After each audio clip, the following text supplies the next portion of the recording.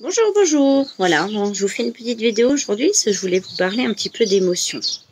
Alors, si on prend la définition type de l'émotion, une émotion, elle entraîne une manifestation intense du corps face à un événement. La plus reconnaissable, ça va être la peur, par exemple. Si on se met à courir parce qu'on est face à un danger, c'est la première émotion, elle va être instantanée, ça va être un instinct de survie. Les émotions, donc, elles s'expriment par des manifestations physiques, des manifestations extérieures, type des rougissements, des tremblements, des peurs, des rires, des contractions, voilà, diverses émotions. On a aussi des manifestations internes, telles que la sueur, les étouffements, la sensation d'un estomac noué, le mal de cœur, voilà. On va plutôt le sentir, elles vont pas être forcément physiquement détectables, mais on va le ressentir. Un serrement dans l'estomac, par exemple, voilà, c'est plutôt une manifestation interne. Ce qui est important à comprendre dans une émotion, c'est qu'elle a toute sa place dans notre vie. Elle nous renseigne sur notre état interne, sur notre fonctionnement. L'émotion, c'est une énergie, voilà, comme l'électricité. On ne voit pas que l'électricité passe dans une lumière, pourtant elle est là puisqu'elle éclaire l'ampoule. Maintenant, l'énergie, elle se manifeste au niveau de l'émotion dans le même sens, c'est-à-dire qu'on des fois on la palpe pas, on ne la sent pas arriver, on n'a pas forcément appuyé sur un interrupteur pour mettre en route et ça s'est mis en route. Alors, l'expression de notre émotion aussi, l'émotion, pour moi, elle est nécessaire à notre équilibre. Cette expression, elle est souvent liée à des réactions très personnelles. On ne va pas tous avoir les mêmes réactions face aux mêmes dangers, face aux mêmes situations. Et elle est souvent en contradiction avec notre éducation, nos codes éducatifs, nos croyances, nos règles de vie en société. Voilà, on a appris par exemple à un garçon, faut pas pleurer, c'est les filles qui pleurent, c'est pas les garçons. Ça, c'est vraiment une éthique éducative proprement dite. Ou le soir, quand un enfant a peur du noir, on lui dit non, il faut pas avoir peur. La peur, elle est là et il faut pas la scinder. Au contraire, faut l'accepter. Donc on va y venir. Apprendre à gérer ses émotions, ça va de pair avec la confiance en soi. L'estime de soi, plus on a confiance en soi, plus on va pouvoir gérer et accepter son émotion, plus on va être dans le mal-être et plus notre émotion va se décupler. Je vais prendre un exemple de la tristesse. La tristesse est une émotion qu'on doit accueillir. On perd quelqu'un, on a le droit d'être triste. On perd un animal ou une personne. On a le droit d'être triste. Cette période, elle est même nécessaire, ce qu'on appelle le deuil. Il faut laisser vivre cette émotion de tristesse. Cette émotion, elle ne doit pas se transformer en dépression. Plus vous allez nier votre tristesse et plus vous allez nier votre émotion et plus elle va se décupler et elle va se transformer en état dépressif. Nos émotions aussi dans notre société en général, elle est plutôt vécue comme une marque de faiblesse. Les émotions engendrent du stress, les symptômes physiques, quelqu'un qui va se mettre à rougir va plutôt mal le vivre et on va plutôt avoir tendance à se moquer de la personne qui rougit. Quelqu'un qui va avoir des accélérations cardiaques, du mal à respirer, type la spasmophilie, on va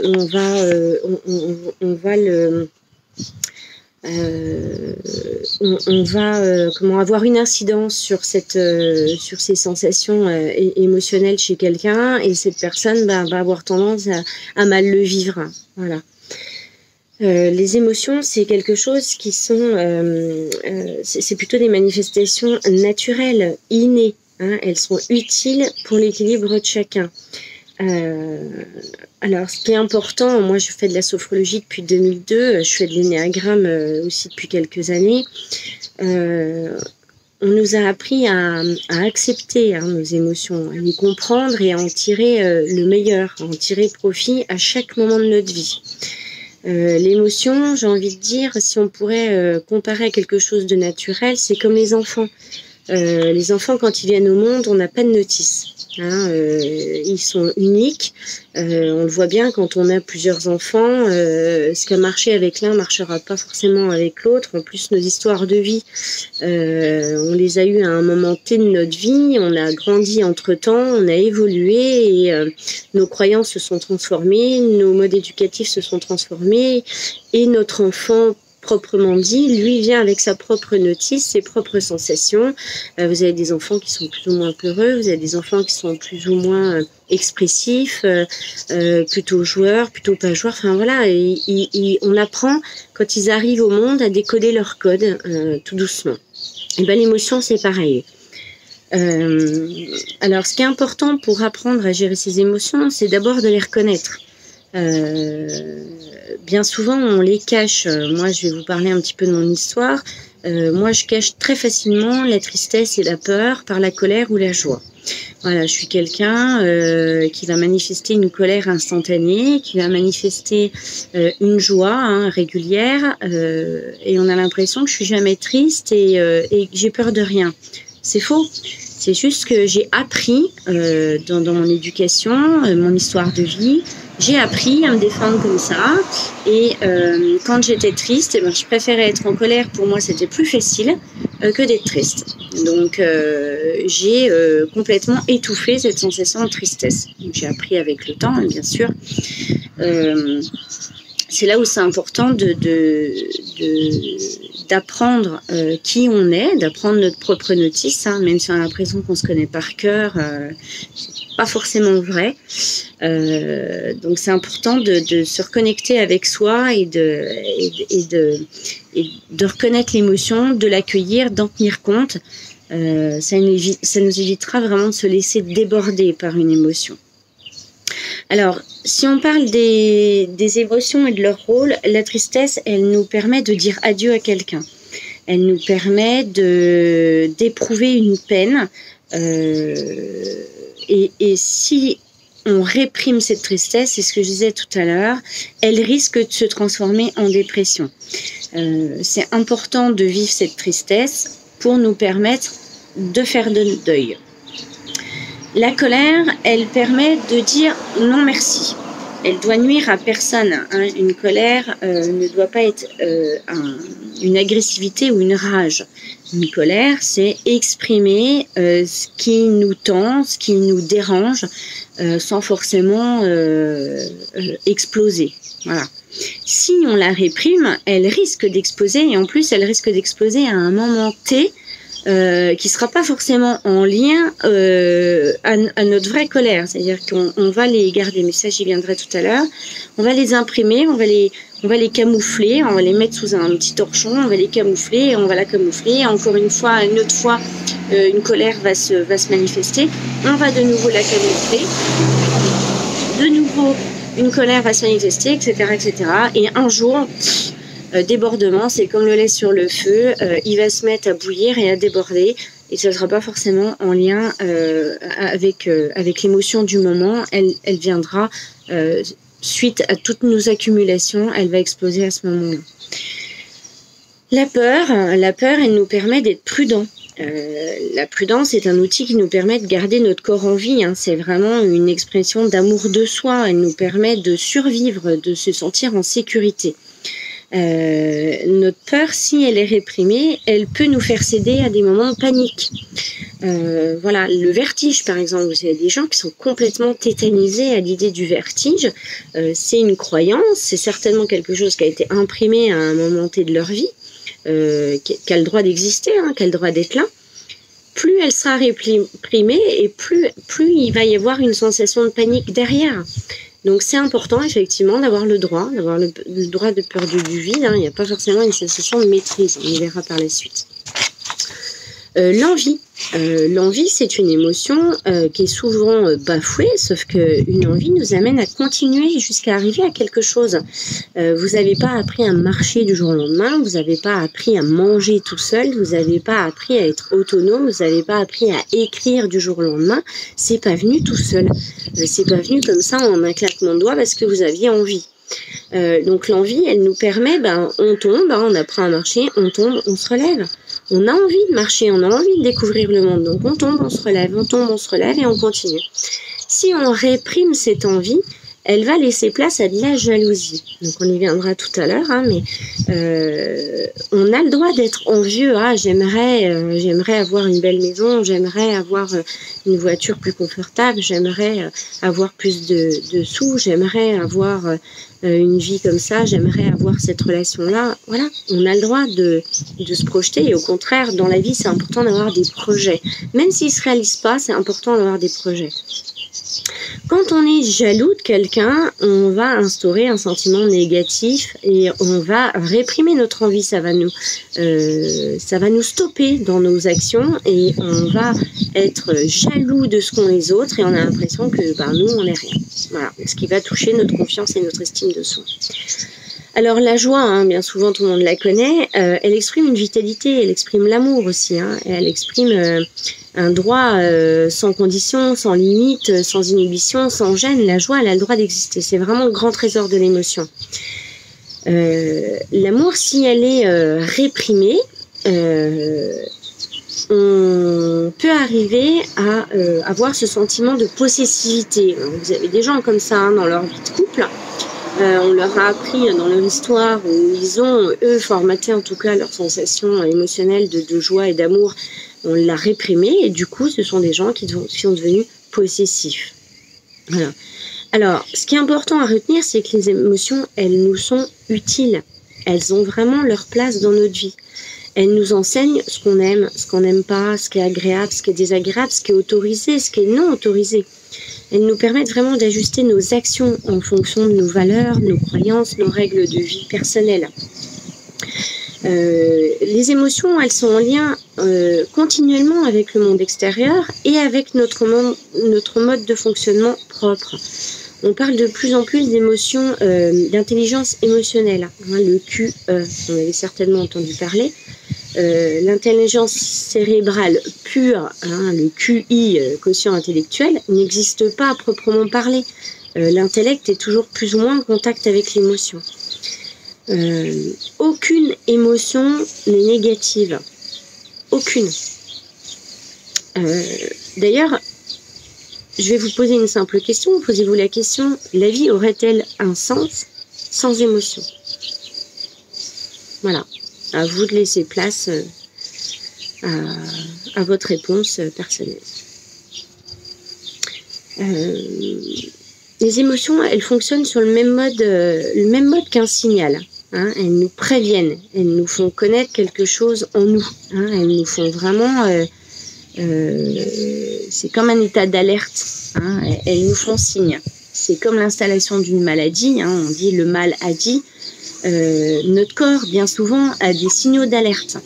Et plus on va camoufler, plus on va taire ces signaux d'alerte, et plus le corps ou l'émotion va se manifester de plus en plus fort pour dire « Eh oh, allô, il faut que tu changes quelque chose, il y a quelque chose à faire. » Voilà.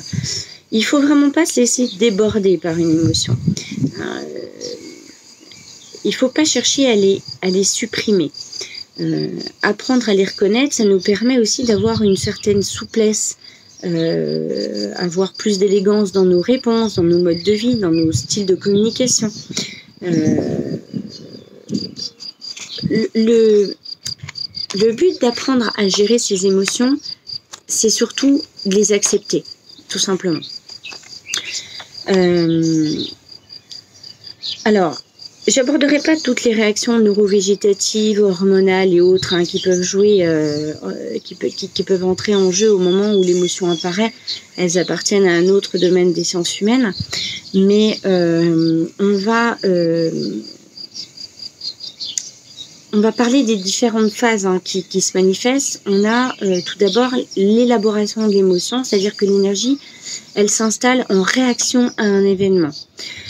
Ensuite, on a ce qu'on appelle la rétention. L'émotion est retenue dans le corps et on a l'expression. Donc, c'est important, c'est d'extérioriser l'émotion afin que la tension dans le corps, elle puisse diminuer. Et on a la reconnaissance. Nous attribuons un sens à l'émotion. Et là, on rentre vraiment dans la responsabilité de l'émotion, dans ce qu'on a ressenti. C'est vraiment la seule façon de s'en libérer complètement. Hein. C'est la porte de sortie de l'émotion. On va vraiment l'intégrer à notre histoire. Voilà. Qu'est-ce que je peux vous dire? Je regarde mes notes sur ce que je voulais vous parler. Voilà. Ce qui est important vraiment dans l'émotion, c'est de ne pas craindre le jugement des autres. Alors, on est tous jugés et on juge tous, hein, c'est humain, c'est naturel, voilà. Mais on va reprendre l'exemple d'un enfant où on lui dit, pleure pas, hein, c'est pas bien, ou c'est pas bien de se mettre en colère, ça se fait pas. Eh ben, l'enfant va intégrer que faut garder en soi cette énergie là, et puis quelque part on ne sait pas ce qu'on en fait, et c'est là que les tensions corporelles ou émotionnelles vont venir s'installer. Voilà. Quand on nie une émotion, on se ment à soi-même. On n'accepte pas ce qui se passe et on le renvoie à l'autre. C'est l'autre qui est en colère, c'est l'autre qui m'a fait peur, c'est l'autre qui. Hein. Ça, on a une facilité à remettre la responsabilité sur les autres, et tous, hein, d'ailleurs. Ou, sans la remettre sur les autres, c'est un événement extérieur. Ah bah oui, mais je suis fatiguée, je suis en colère, mais je suis pas triste. Voilà, comme je disais tout à l'heure, moi je remplace la colère par la tristesse. Voilà. Je veux dire, non, je suis pas triste, je suis en colère. Donc, voilà. Mais non, quand on se pose 5 minutes et qu'on se dit bon, qu'est-ce qui se passe chez moi, il y a peut-être quelque chose à travailler. On se rend compte qu'effectivement, en fait, non, il y a peut-être un deuil qui n'a pas été fait, ou il y a peut-être une sensation de blessure, hein. Quelqu'un vous a peut-être dit quelque chose de blessant, et plutôt que de lui dire que vous avez été blessé, vous allez vous mettre en colère contre cette personne. Donc exprimez-lui, hein, cette personne elle peut pas deviner, hein. On n'a pas un gyrophare au-dessus de la tête qui tourne en boucle et qui dit à l'autre hey, tu m'as blessé, tu vois pas que tu m'as blessé. Non, les autres ils lisent pas en vous, ils ont pas votre notice en décodé à côté. Non, c'est pas possible ça c'est dans le meilleur des mondes, mais ça n'existe pas. Donc c'est important d'exprimer aux gens. Hein, d'ailleurs même nous des fois on n'a pas le secret. C'est-à-dire qu'une sensation elle est innée. Je peux rentrer le soir chez moi. J'ai passé une mauvaise journée, je vais avoir envie d'une chose, c'est qu'on me foute la paix, que je me mette dans ma bulle, j'ai pas forcément envie de parler, et mon conjoint, lui, très gentiment, va me dire, alors, comment s'est passée ta journée, viens faire un câlin, non mais j'ai pas envie. Sauf que si je lui dis pas, elle peut pas deviner. Et puis le lendemain, sur le lendemain, je peux rentrer, avoir passé également une mauvaise journée, journée stressante, et là j'ai juste envie qu'il me prenne dans ses bras, et qu'on discute de ma journée parce qu'elle était lourde. Et il va rien comprendre. Si je lui explique pas, il va rien comprendre. Je vais arriver, je vais lui demander un câlin, il va me dire attends, je comprends pas, hier il fallait que je te foute la paix, aujourd'hui il faut que je te prenne dans mes bras, moi je sais pas quoi faire. C'est pour ça que c'est important d'exprimer aux gens, parce que oui, ça peut changer. Effectivement, ça peut changer. Il faut juste exprimer. Hein, parce que si vous restez dans le non-dit et vous exprimez pas, vous allez rentrer une fois en vous isolant, il va dire vous faites la gueule. Ou alors vous allez venir chercher un câlin. Vous allez attendre un câlin de sa part et puis vous allez bouder dans votre coin parce que vous allez dire moi j'aimerais juste qu'un truc, c'est qu'il me prenne dans ses bras puis il le fait pas. Ouais, mais sauf qu'hier vous lui avez dit de vous laisser tranquille et de vous foutre la paix. Donc il fait pareil. Sauf que lui pour lui il a imprimé que votre notice c'était vous avez passé une mauvaise journée, vous avez besoin d'être dans votre bulle. Et là, vous voulez un câlin. Donc voilà. Donc si vous exprimez, il peut le comprendre. Hein. Personne n'est stupide. Donc faut juste exprimer. Faut pas penser que les gens le voient. Voilà. Mais il le voit bien. Non, il le voit pas. Il a aussi sa notice. Il a aussi ses problèmes. Chacun a ses problèmes. Exprimez les choses. Exprimez. C'est le point de départ.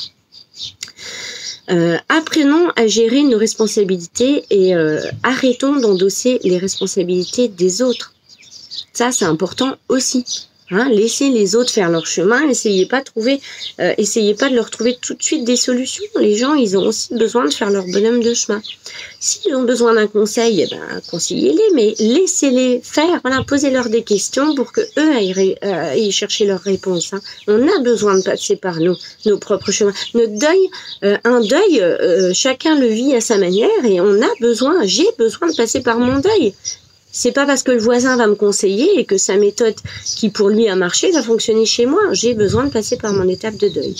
c'est une étape importante et primordiale. L'émotion, au départ, c'est quelque chose d'indispensable à l'évolution de l'être humain. C'est un moteur, c'est un indicateur, ce qui peut devenir petit à petit un frein, une force négative si on les éloigne de nous. C'est vraiment important de comprendre que cette émotion, elle doit faire partie de nous. Elle nous habite, elle est là, elle fait partie de nous. Il faut vraiment la prendre comme un ami et non pas comme un ennemi. Je vais finir par, voilà, je voulais faire une petite vidéo très courte sur les émotions parce que je pense que c'est important d'en parler, on en parle très très peu.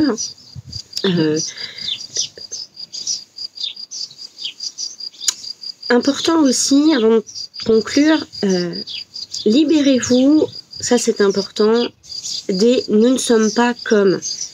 Je ne suis pas comme ma mère.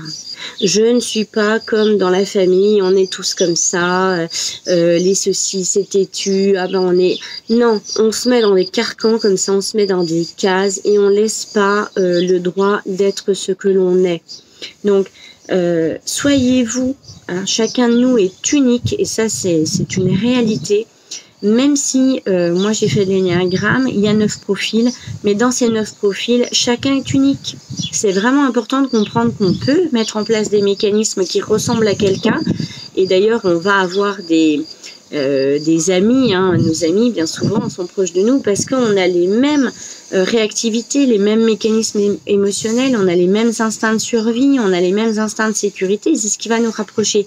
Malgré tout, on reste unique. On n'a pas la même manière de les gérer, de les vivre au quotidien. On fait pas les mêmes métiers, on n'a pas les mêmes vies. Voilà, on est tous uniques. Prenez le temps d'apprendre. Ça, c'est important. Apprendre à gérer son émotion. Je vais vous donner un petit exercice très simple. Quand vous passez sous le seuil d'une porte, revenez. On parle souvent de pleine conscience. Et ben, revenez à l'instant T où vous étiez. C'est-à-dire que quand vous passez la porte, posez-vous la question, mais où j'étais là? Est-ce que j'étais déjà à ce que je vais faire demain? Est-ce que j'étais à ce que j'ai fait hier? Voilà. Posez-vous, au moment où vous passez cette porte, dites-vous, voilà, j'en suis où? Comment je me sens? Qu'est-ce que je fais? Là, à l'instant T, qui je suis? Comment je me sens? Qu'est-ce que j'ai envie? Là, maintenant. Pas dans le futur ou dans le passé. Et essayez d'être au moment présent le plus possible. Plus vous serez au moment présent, plus vous aurez de la réussite dans votre vie. Prenez le temps d'apprendre, ce que je disais, vous n'avez pas appris à marcher, vous n'avez pas appris à parler du jour au lendemain, vous n'avez pas appris à faire du vélo du jour au lendemain, vous n'avez pas appris votre métier du jour au lendemain, donc là c'est la même chose avec les émotions et votre propre notice, apprendre à savoir qui je suis et comment me gérer, ça prend du temps. Voilà, on a mis en place plein de mécanismes, même si des fois on les reconnaît, c'est pas forcément évident de mettre en place des choses qui vont en adéquation, qui vont marcher tout de suite. Et laissez-vous le temps. Voilà, prenez soin de vous, c'est important.